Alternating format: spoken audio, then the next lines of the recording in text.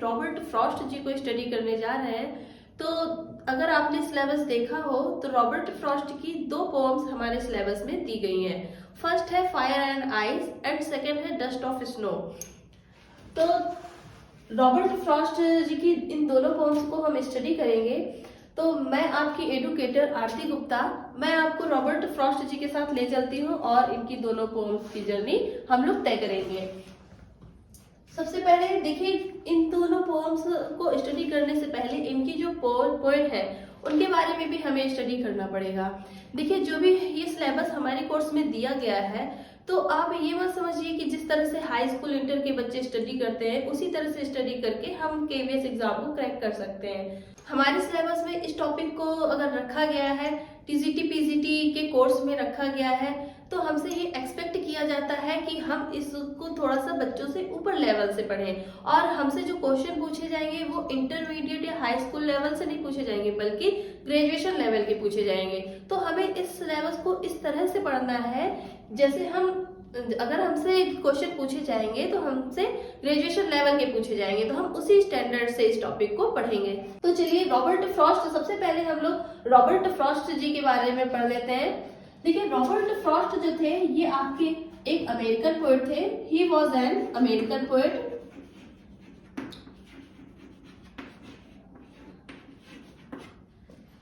Robert Frost was an American poet. He was the only poet, ये याद रखिएगा, he was the only, मैंने आपको only वर्ड यूज किया है। तो he was the only poet, किस चीज के लिए only poet थे? To receive 4 Pulitzer prizes, 4 Pulitzer prizes। ये सिंगल ऐसे पोएट थे जिनको 4 पुलिट्जर प्राइज मिले था। और किसके लिए? For poetry.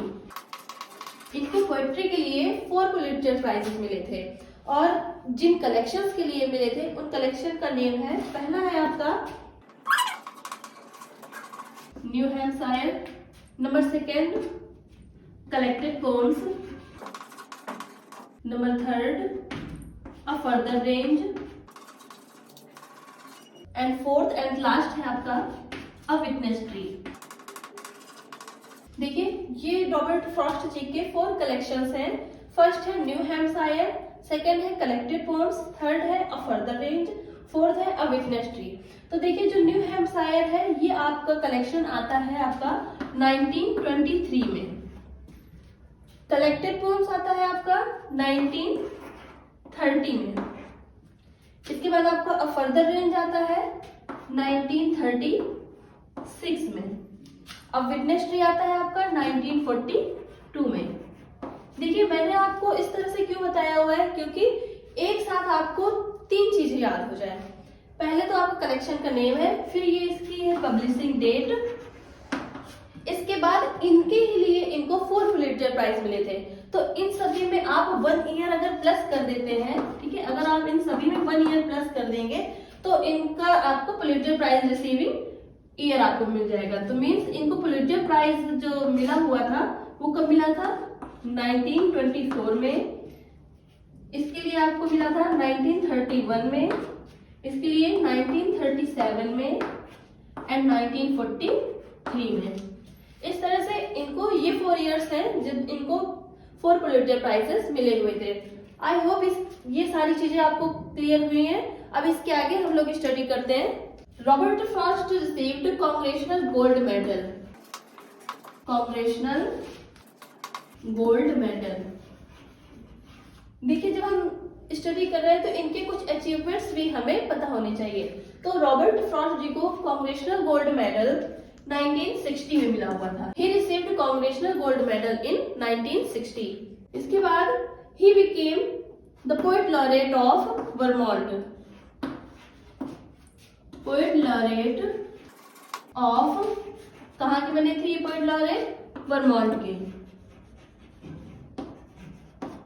एंड कब बने? 1961 में। देखिए, उस समय अमेरिका के जो प्रेसिडेंट थे उस समय किसे इलेक्ट किया गया था? जॉन एफ कैनेडी को। प्रेसिडेंट का नेम था जॉन एफ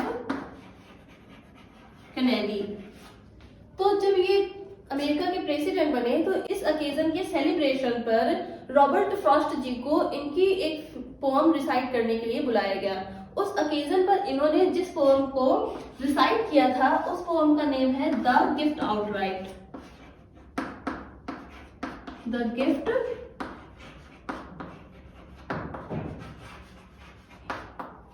गिफ्ट आउटराइट। और वो ईयर कौन सा था? वो ईयर भी था आपका 1961। चलिए, ये तो हमारी इंफॉर्मेशन हो गई रॉबर्ट फ्रॉस्ट जी के बारे में। अब इसके बाद हम लोग आते हैं पोएम में। आई होप ये सारी चीजें आपको क्लियर हुई होंगी। तो इसके बाद हम लोग पोएम के बारे में कुछ इंफॉर्मेशन गेन कर लेते हैं। इनकी पोएम के बारे में जो हम लोग स्टडी करेंगे, सबसे फर्स्ट पोएम हम लोग स्टडी करते हैं डस्ट ऑफ स्नो।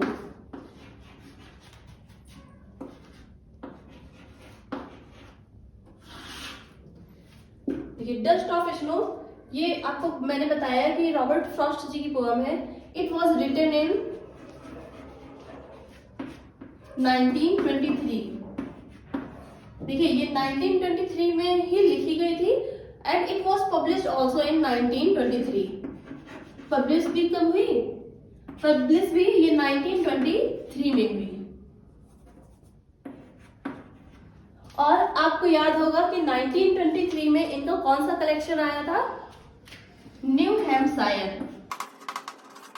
मैंने भी आपको बताया कि 1923 में इनका फर्स्ट कलेक्शन आया था पोएम का, न्यू हैम्पशायर। तो ये जो डस्ट ऑफ स्नो है ये न्यू हैम्पशायर में ही पब्लिश हुई थी, जो कि कैसा कलेक्शन है? पुलिट्जर प्राइज विनिंग कलेक्शन है। This poem contains 2 क्वाट्रेंस।